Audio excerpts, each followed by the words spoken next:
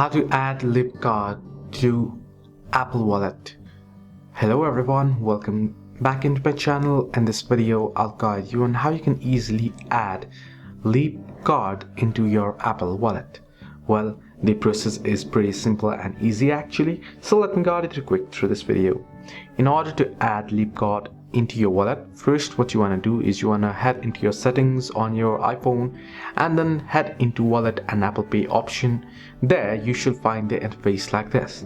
Here on the screen now, all you gotta do is first under payment cards tap on add card option and you'll be headed to this option here. You'll get the option to add to wallet. Under it you can see you'll be able to either add debit or credit card or the travel card as well. Now in this case, in order to add your lip card, you'll have to tap on travel card option and head into the travel card base.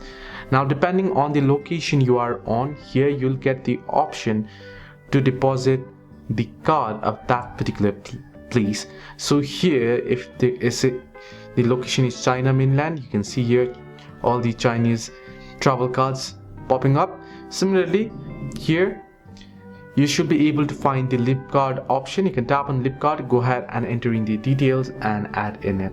So this is how you can add lip card to your Apple Pay.